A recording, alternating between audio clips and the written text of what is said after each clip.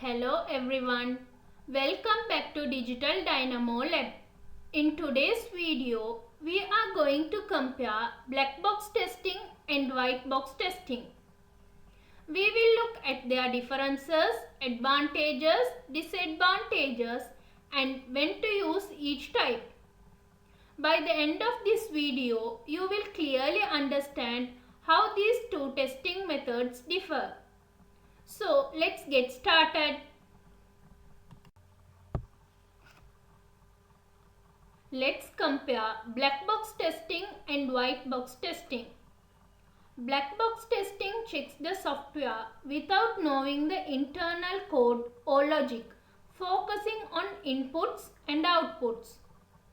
White box testing checks the software with full knowledge of the code and logic, focusing on how the system works internally. Black box focuses on functionality, what the system does. White box focuses on structure and logic, how the system works. In black box testing, the testers does not need programming knowledge. In white box testing, the tester must have programming knowledge. Techniques used in black box testing include equivalence partitioning, boundary value analysis, decision table testing, and state transition testing. Techniques used in white box testing include statement coverage, branch coverage, path coverage, and condition coverage.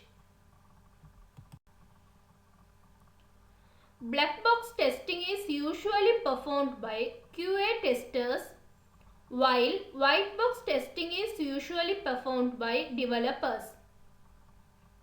Black box testing does not require access to the source code, but white box testing requires full access to the code. Advantages of black box testing: it can find missing functionality, is user focused, and easy for non-programmers. Advantages of white box testing: it optimizes code quality, ensures full coverage, and can detect hidden logic errors. Disadvantages of black box testing: it has limited code coverage and cannot detect hidden logic issues. Disadvantages of white box testing: it can be time consuming and complex for large systems.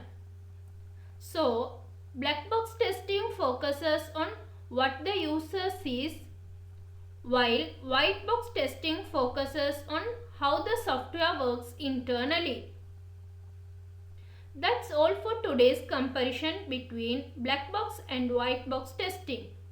I hope you now clearly understand the differences, advantages and disadvantages of both methods. Don't forget to like, share and subscribe to Digital Dynamo Lab for more tech tutorials. Thank you for watching and see you in the next video.